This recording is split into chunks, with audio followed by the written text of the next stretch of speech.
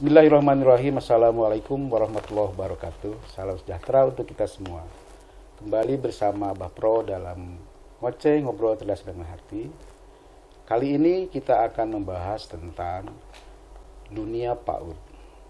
Dunia pendidikan yang sangat penting untuk kita pahami bersama, mengingat usia dini adalah golden age. Kali ini kita akan membahas topik tentang isi sebuah buku yang judulnya sangat keren dan sangat penting untuk kita telaah, kita simak, kita bedah isinya secara tuntas, karena ini bicara tentang inovasi pembelajaran sekolah ramah anak, khususnya untuk di lingkungan PAUD.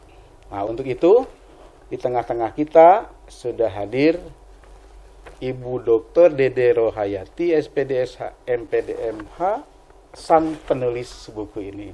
Assalamualaikum Ibu. Waalaikumsalam. Alhamdulillah. Pada kesempatan ini mohon Ibu menyampaikan kepada sahabat TV Aspirasi Guru dan para Bunda PAUD di seluruh Indonesia, khususnya di Provinsi Banten, tentang kenapa Ibu menulis buku ini. Kira-kira sebelum masuk ke substansi, barangkali akan lebih baik jika beliau ini memperkenalkan diri terlebih dahulu. Mangga Ibu. Terima kasih. Assalamualaikum warahmatullahi wabarakatuh. Yang saya banggakan para pemirsa TV Aspirasi Guru dan Bunda-Bunda PAUD. Mudah-mudahan Allah muliakan. Amin. Dengan segala kerendahan hati. Mungkin izinkanlah saya pada kesempatan ini akan menyampaikan beberapa isi secara singkat dari buku yang berjudul Inovasi Pembelajaran Sekolah Ramah Anak. Dan ini buku panduan praktis untuk para pengelola pendidikan anak usia dini. Nama saya di sini adalah Dede Rohayati. Saya berasal dari Tasikmalaya, Jawa Barat. Tasikmalaya, Jawa Barat. Ya, gitu. Dan latar belakang pendidikan saya SD, SMP, dan aliyah saya di Tasikmalaya, Bah. Cuma tahun 2008 saya alhamdulillah telah menyelesaikan jenjang pendidikan S1 pendidikan. Dan tahun 2015 saya juga sudah alhamdulillah menyelesaikan jenjang pendidikan S1 hukum, Mbak. Gitu. Jadi yang pertama tadi S1 pendidikan. S1 pendidikan. Terus lanjut lagi ke S1 hukum di 2015 itu. Selanjutnya 2017 saya melanjutkan S2 pendidikannya, Mbah, di UIN Banten ini. UIN Banten. Iya. Dan berarti Ibu sudah hijrah ke Banten nih? Iya, sudah hijrah ke Banten.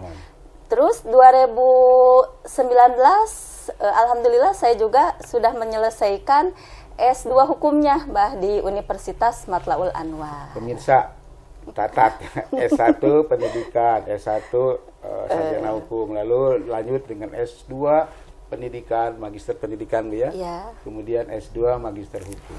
Lanjut, Bu. Dan di 2021 mungkin belum lama alhamdulillah saya telah menyelesaikan program doktoral S3 pendidikan. Program doktoral S3 pendidikan. Ya. Jangan-jangan nanti S3 ketiganya doktoral hukum. Doakan saja lah. Luar biasa ini. Yang kebetulan tuh S3 pendidikan saya itu konsentrasinya dalam bidang manajemen pendidikan anak usia dini. Ini dia kuncinya.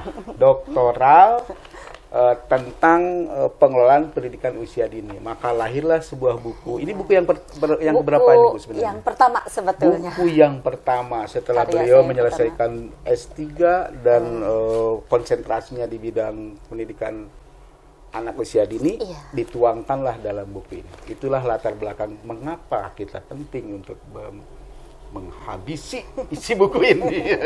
Mangga lanjutkan, Bu. Dan betul kata Abah juga. Sekarang ini saya juga sedang dalam proses S3 Hukum Keluarga Islam di UIN Gunung Jati Bandung, Bah. Kan, Doakan mudah-mudahan tahun ini saya menyelesaikannya. Nah, alhamdulillah, amin Mbak. Terus kegiatan mungkin ya, Mbah ya. Ya. Kegiatan saya sehari-hari mungkin saya ini kebetulan mempunyai yayasan pendidikan anak usia dini. Jadi Yayasan Pendidikan Anak Usia Dini. Iya. Apa namanya Bu? Di mana lokasinya?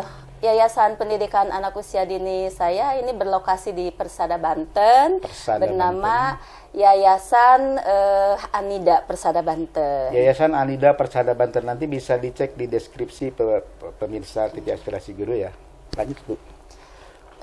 Selain itu juga saya kegiatan saya itu saya sebagai dosen di salah satu perguruan tinggi swasta, Bah. Di Banten ini ya? Ya, di Fakultas Hukum dan Sosial di Universitas Matlaul Anwar Banten. Matlaul Anwar di sebelah timur Polda Banten. Ya, itu betul Pak, betul. Mohon.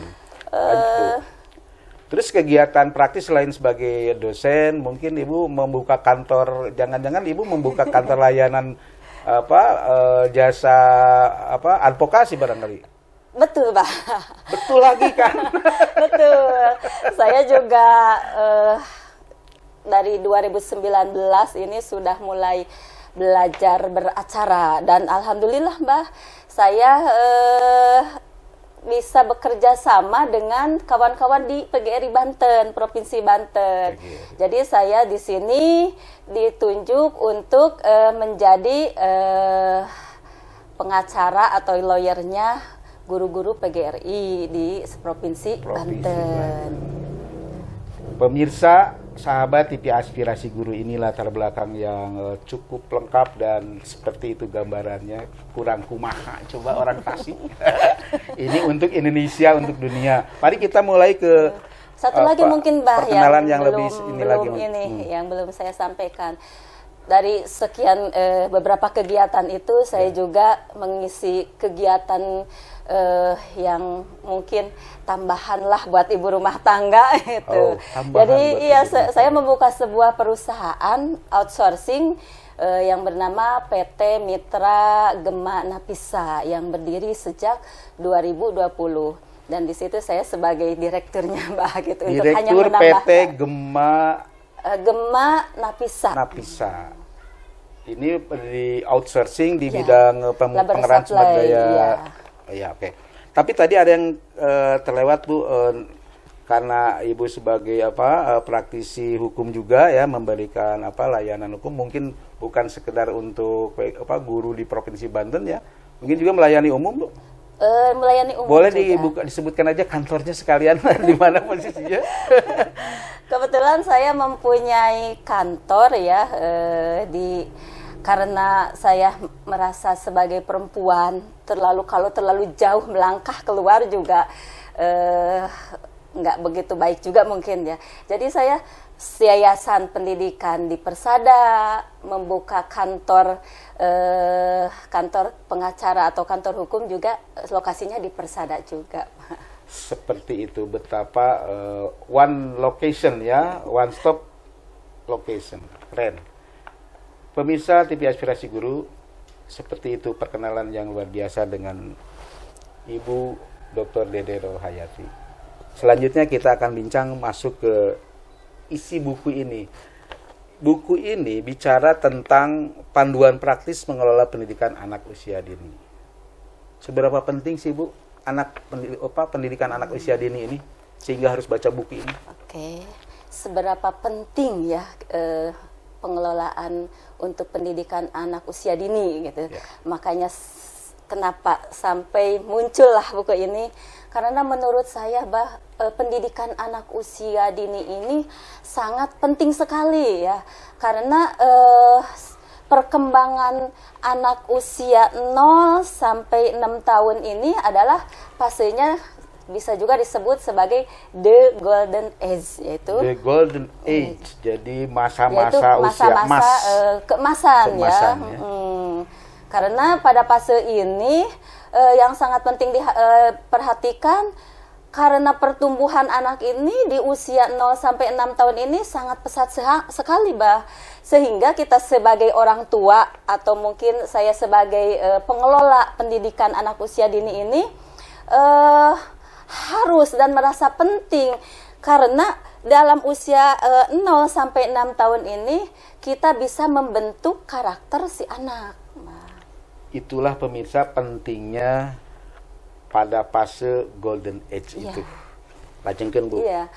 Karena fase ini ya, fase di usia the golden age ini 80% otak anak bekerja pada masa ini. 80% otak anak bekerja pada fase ini. Di mana di sini perkembangan fisik dan psikisnya begitu berkembang pesat, terutama di sini mungkin dalam hal kecerdasan, intelektual, verbal, matematika, sosial emosional, dan kinestetiknya. Kinestetik Iya, kinestetiknya, Mbak. Serta apalagi kalau misalnya didukung dengan pendidikan yang ramah anak, makanan yang bergizi, kasih sayang dari orang tua dan perhatian. Maka kita sebagai orang tua harus berusaha mengoptimalkan proses tumbuh kembang anak pada masa usia ini, Mbak. Baik, pemirsa, para sahabat atau Bunda PAUD dimanapun Anda berada, beliau sudah memaparkan tahap pertama tadi seberapa penting pendidikan usia dini itu. Kita masuk tadi ke konsep yang kedua. Beliau sudah menyebutkan ramah anak. Ketika the golden age ini tidak didukung dengan lingkungan yang ramah anak, apa yang akan terjadi, Bu? Yang akan terjadi tentunya kita akan mendapatkan anak-anak yang mungkin secara psikologi terlalu dipaksakan dalam hal pembelajaran. Karena kadangkala paradigma di masyarakat ketika memasukkan anak ke dunia pendidikan itu, contohnya mungkin ke PAUD ya, orang tua itu mempunyai pengharapan bahwa anak itu bisa membaca dan menulis. Padahal bukan itu tujuan pendidikan di anak usia dini. Jadi kalau persepsi orang tua atau keluarga seperti itu justru keliru ya dengan Keliru. konsep ramah anak. Iya. Nah, baik pemirsa, kita akan lebih dalami ya. Beliau akan menyampaikan seperti apa konsep pendidikan ramah anak itu. Mangga, Bu. Terima kasih, Bah. Di sini kenapa sih kita itu harus mempunyai, di sekolah kita itu harus mempunyai sekolah yang memakai konsep ramah anak. Ramah anak itu dapat dimaknai dari baik hati. Baik hati, menarik budi pekertinya, atau manis dalam bertutur kata, serta dalam bersikap. Jika hal ini dikaitkan, Mbak, dengan lembaga pendidikan, maka sekolah ramah anak ini dapat dimaknai sekolah yang sangat menjunjung tinggi hak-hak anak sebagai pribadi yang harus dididik dengan perasaan dan budi pekerti yang baik. Jadi prinsipnya bagaimana memperlakukan setiap anak untuk mendapatkan haknya tanpa adanya diskriminasi. Semua kebijakan atau keputusan yang dibuat itu nantinya benar-benar ya, Bah, ini terbaik untuk pendidikan si anak. Pendidikan itu benar-benar berpihak pada anak, berbasis kodrat anak. Iya, apapun adanya itu. Anak, bakat, minat, dan keinginannya barangkali seperti itu. Berarti ini sejalan dengan konsep Kemendikbudristek sekarang tentang implementasi kurikulum merdeka. Iya, merdeka belajar. Kalau untuk guru, merdeka mengajar dalam arti strateginya. Yes. Untuk murid memang pendidikan yang lebih ramah, yang lebih berpihak pada kompetensi atau potensi peserta didik. Nah, selanjutnya Ibu, ciri-ciri perilaku apa yang harus dimiliki oleh guru, pengelola PAUD dan atau peserta didik itu sendiri dalam lingkup konsep ramah anak ini? Inilah yang sangat penting ya sebetulnya dalam konsep sekolah ramah anak ini. Ada beberapa hal yang harus guru mempunyai pribadi-pribadi yang seperti ini.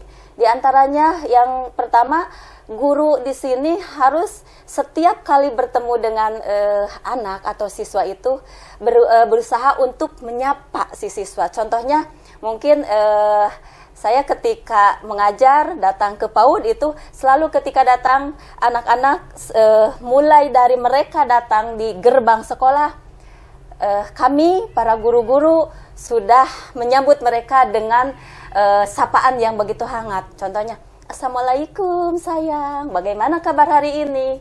Hal itu membuat mereka itu menjadi merasa bangga, Mbak.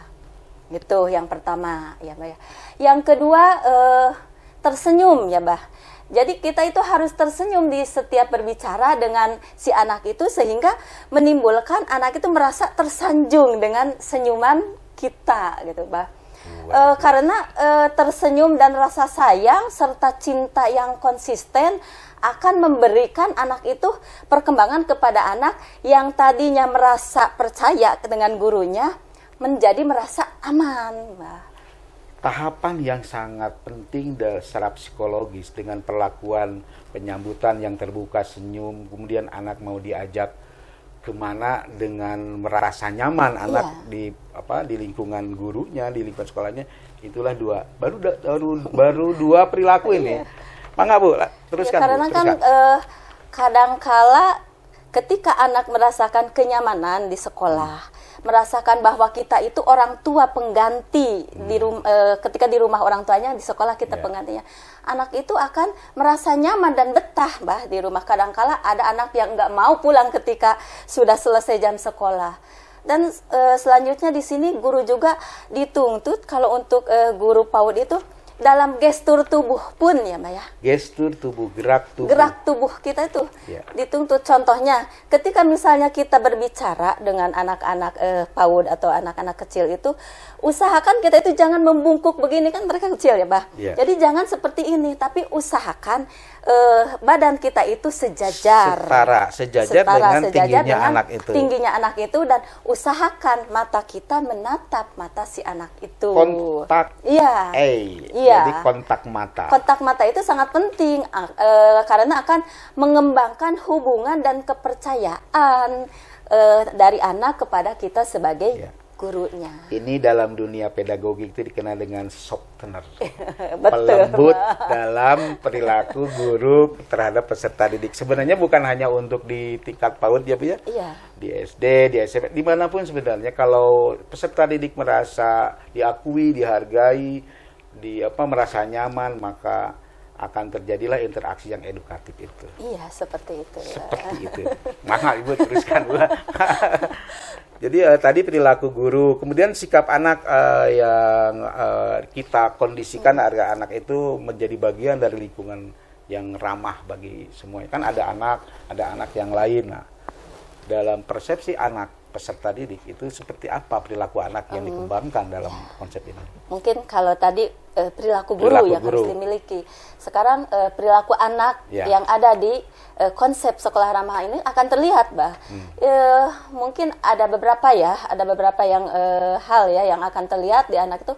Anak itu ketika sudah memakai konsep ramah anak, akan berani bertanya kepada guru ya. Jadi ketika akan menyampaikan pendapatnya itu ada keberanian. Contohnya mungkin kadang anak kecil masih malu-malu, masih takut-takut, tapi dengan memakai konsep ramah anak ini si anak akan berani menyampaikan pendapatnya. Contohnya misalnya mengangkat tangan dengan suara lantang. Aku bunda, aku bisa gitu, seperti itu gitu. Karena dia nyaman berada di orang tuanya di sekolah. Kan seperti itu ya, Iya, seperti itu. Jadi rasa percaya diri tumbuh. Iya. Dalam bentuk pertanyaan yang lugas seperti itu ya. Mangga Bu, teruskan Bu. Yang selanjutnya, anak juga akan merasa happy, gembira ketika ada di sekolah. Jadi kadang kan ada anak yang kalau mau berangkat sekolah itu ngambek aja, males aja. Itu yang harus dipertanyakan, itu ada apa dengan sekolah itu, ada apa dengan para gurunya yang di sekolah itu. Jangan-jangan anak tidak merasa nyaman di sekolah itu. Pemirsa, ini ada hal yang sangat penting, saya sangat setuju ini. Jadi harus diteliti ini, harus didiagnosis ya. Kalau ada anak terdeteksi merasa enggan atau mungkin sungkan mau ke sekolah, berarti di sekolahnya ada apa yang membuat anak tidak nyaman. Iya, seperti itu. Atau bagaimana sebaliknya menciptakan anak nggak mau pulang padahal sudah waktunya pulang. Kan gitu Bu ya. Di buku ini barangkali ada tahapan-tahapan gitu yang gitu disampaikan di barangkali. Iya. Ya mungkin di buku ini dikupas tuntas itu. Itu dia pemirsa pentingnya buku ini. Bagaimana kiat-kiat, tahapan-tahapan inovasi mengelola pendidikan anak usia dini dengan konsep ramah anak. Iya.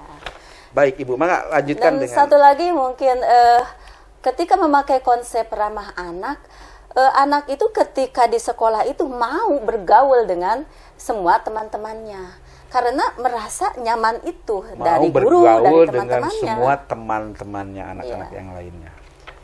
Mungkin Seperti itu. Baik, tip. Sekarang kita bicara tentang tip itu ya strategi praktis lah agar para pengelola PAUD ini mempunyai sistem yang Ibu sarankan yang lebih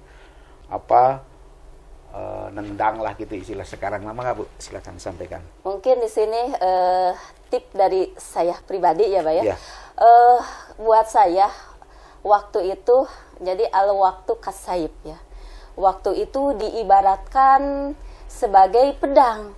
Jadi jika kita tidak menggunakannya secara benar, maka waktu itu yang akan melukai kita, Mbak. Ini artinya Waktu akan melukai kita. iya. Maksudnya apa itu Bu? Coba. Bisa. Jadi maksud saya ketika kita tidak mempergunakan waktu, maka waktu yang akan melukai kita. Artinya di sini pentingnya waktu itu harus dimanfaatkan secara baik dengan hal-hal yang positif dan bermanfaat. Karena waktu itu kan kasaib seperti pedang atau seperti angin berlalu begitu saja. Kalau kita tidak memanfaatkannya, banyak hal yang akan terbuang, waktu yang terbuang oleh kita, Mbak. Itu seperti itu maksudnya, ya.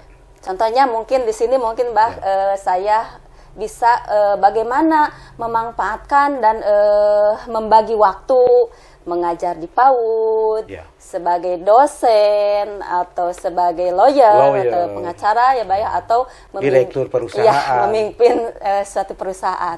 Itu menurut saya hal yang tidak sulit, Mbak. Tergantung balik kepada diri kita sendiri bagaimana memandang kegiatan kita ini dengan secara positif, maka semuanya akan bisa dilakukan dan akan menghasilkan yang terbaik. Seperti itu pemirsa, luar biasa. Ini salah satu tip bagaimana sesibuk apapun Ibu atau pengelola PAUD, kita tetap memanfaatkan waktu, kuncinya dengan senang hati, dengan ikhlas. Tadi konsepnya berpikiran positif maka menghasilkan sesuatu yang konstruktif. Seperti itu Bu ya? Iya, seperti itu. Nah, sekarang spesifik kepada ibu-ibu atau bunda-bunda pengelola PAUD di setiap lembaga nih. Barangkali Ibu punya pesan khusus tentang konsep PAUD ramah anak ini. Baik, Bah, terima kasih, Bah. Khususnya untuk bunda-bunda PAUD dimanapun berada, kata kuncinya adalah guru merupakan pekerjaan profesional yang hanya dapat dilakukan oleh mereka yang khusus dipersiapkan untuk itu. Dan bukan pekerjaan yang dilakukan karena mereka tidak mendapatkan atau tidak memperoleh pekerjaan yang lain, guru itu ya Pak ya. Jadi menjadi guru diperlukan pengetahuan yang luas, pengalaman yang baik, karena di sini guru akan dihadapkan pada manusia yang memiliki kemampuan yang luar biasa. Di sini juga guru harus mampu memberikan kesempatan bagi anak untuk dapat menampilkan kemampuan khususnya, mengatur, misalnya guru juga mampu mengatur alur kelas agar jadi seluruh anak itu mendapatkan kesempatan untuk mengolah pengetahuan mereka dan agar kecerdasannya itu berkembang secara optimal. Makanya Mbah nih insya Allah setelah membaca buku ini, cakrawala berpikir bunda-bunda PAUD ataupun yang lain ya, para guru dan pengelola pendidikan anak usia dini akan bertambah. Sehingga dalam tataran implementasinya yang akan dilakukan nanti pasca dulu sebelum baca buku ini dan setelah membaca buku ini akan berubah ya Pak ya.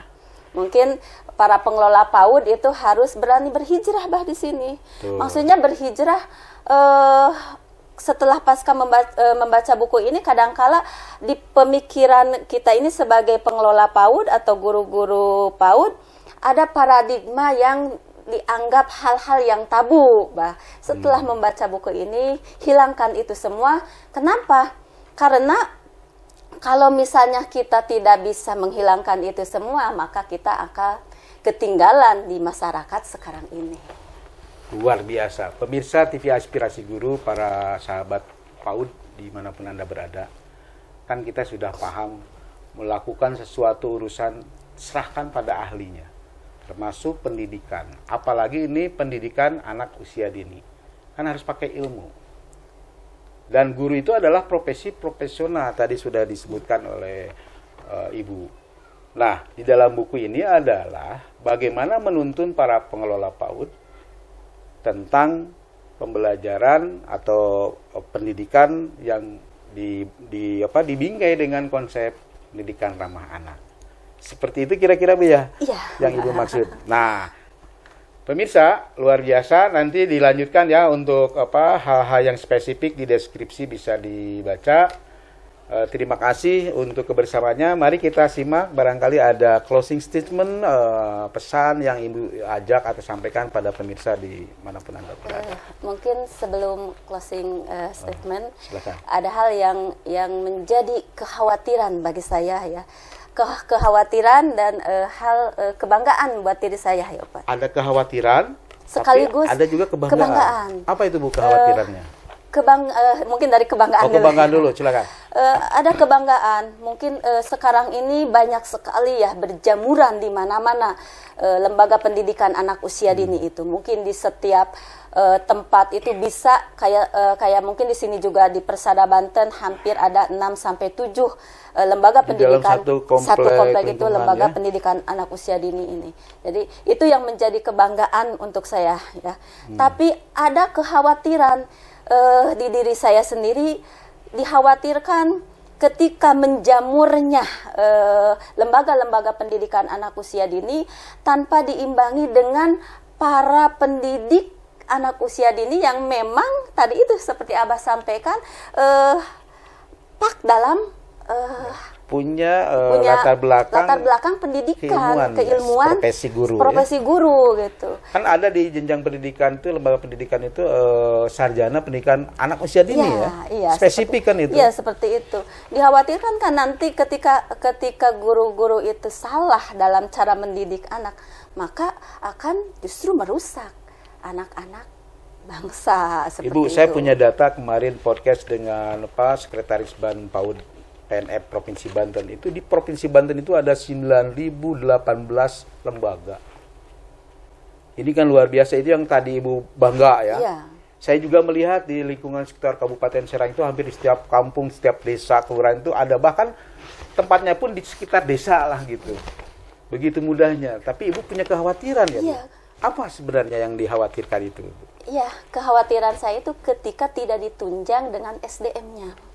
SDM-nya itu maksudnya adalah gurunya? Iya, seperti itu. Termasuk kepala sekolah atau apa Bu yang disebutnya, atau pengelola? Dari pengelola sampai ke guru dan staf lainnya. Di lingkungan sekolah itu. Luar biasa. Makanya mungkin ini himbauan untuk pemerintah, mudah-mudahan diperhatikanlah untuk lembaga-lembaga PAUD itu agar diadakannya workshop tentang pendidikan anak usia dini atau pelatihan-pelatihan dan lain-lain. Jadi di samping latar belakang pendidikan yang qualified, spesifik, sarjana pendidikan anak usia dini, juga dilanjutkan dengan penguatan kompetensi. Kompetensi guru. Pemirsa TV Aspirasi Guru, memang pekerjaan dunia pendidikan itu tidak lagi bisa dianggap sebagai gampang, itu tidak bisa. Apalagi ini the golden age, kata Ibu Dokter tadi ya. Ibu, kita sudahi dulu Bu obrolan ini, nah biar nanti pemirsa lebih fokus mendalami satu persatu lembar-lembar. Tapi sebelum itu barangkali ada hal yang ingin disampaikan sebagai penutup perbincangan ini. Terima kasih, Bah. Sebagai penutup perbincangan ini, mungkin para pemirsa, bunda-bunda PAUD, sahabat TV Guru ya, yang saya cintai dan saya muliakan, khususnya para pendidik dan pengelola pendidikan anak usia dini, saya mengajak mari kita lindungi anak-anak kita dari kekerasan intelektual dunia informasi yang sekarang ini mungkin sudah tidak bisa ditahan-tahan ya. Sudah merambah masuk melalui pintu-pintu rumah kita, bahkan melalui pintu kamar kita, melalui televisi, gadget, dan lain-lain. Bahkan ada cucu saya juga sudah mulai tertarik itu dengan makhluk segi empat itu. Itu barangkali yang Ibu risaukan ya? Iya. Teruskan Bu, silakan. Karena untuk itu kita harus bisa menetralisir ya itu semua. Jurus yang jitu adalah dengan pendidikan. Dengan pendidikan, anak akan mampu memilih mana yang baik, mana yang tidak baik, mana yang positif, dan mana yang negatif. Dan alternatif ini, sebuah sistem pendidikan pada level pendidikan anak usia dini ini adalah ciptakanlah sekolah yang ramah anak dengan segala perangkatnya. Ciptakanlah sekolah ramah anak dengan segala perangkatnya. Karena saya juga ingat seorang pakar pendidikan ya, John Dewey, menyebutkan if we teach today as we taught yesterday, we raise our children of tomorrow. Ketika kita mengajar hari ini seperti kita mengajar kemarin, maka kita ini telah merampok anak-anak di masa depan. Telah merampok anak-anak di masa depan. Iya, kalau kita mengajarnya di situ-situ aja, tanpa ada pengembangan, tanpa ada inovasi, ya, dan lain-lain. Juga saya juga ada ungkapan ya dari sahabat Rasulullah. Beliau adalah Sayyidina Ali bin Abi Thalib radhiyallahu anhu. Beliau mengatakan, ajari anak sesuai dengan zamannya, karena mereka itu hidup bukan pada zaman kita, tetapi akan hidup pada zaman mereka, zaman anak-anak itu. Subhanallah. Ini pemirsa ya, pesan dari dua tokoh yang berbeda tetapi satu visinya tentang bagaimana memperlakukan pendidikan anak sesuai dengan konsep ramah anak. Pemirsa TV Aspirasi Guru, buku ini diberikan sambutan oleh Profesor Dr. Haji M. Iim Wasliman MPD MSI, Direktur SPS Universitas Islam Nusantara, dan juga Profesor Dr. H. Suparman Usman SH, Rektor Institut Agama Islam Banten. Lebih lanjut nanti silahkan dipelajari isinya. Semoga bermanfaat dan mudah-mudahan perbincangan ini memotivasi kita untuk terus membangun, berkreasi, memberikan layanan pendidikan yang terbaik sesuai dengan ilmunya. Barangkali seperti Ibu, terima kasih atas kebersamaannya. Ya, Insya Allah sama-sama. nanti kita bertemu lagi di momen berikutnya yang lebih semarak lagi. Mudah-mudahan para Bunda PAUD baik di Provinsi Banten khususnya ya, atau dimanapun, barangkali Ibu siap untuk menghadiri acara-acara itu untuk bedah buku atau apa seperti itu. Insya Allah, Mbak. Terima Insya kasih, Allah. alhamdulillah. Iya. Semoga tetap sehat dan sukses, Amin, sedemikian amin. Produktif. Khairunas anfa'um linas itu Ibu sudah buktikan dengan berbagai karya yang konstruktif. Terima kasih atas kebersamaannya, semoga bermanfaat dan sampai jumpa pada sesi berikutnya. Billahi taufiq wa hidayah. Assalamualaikum warahmatullahi wabarakatuh. Waalaikumsalam warahmatullahi wabarakatuh.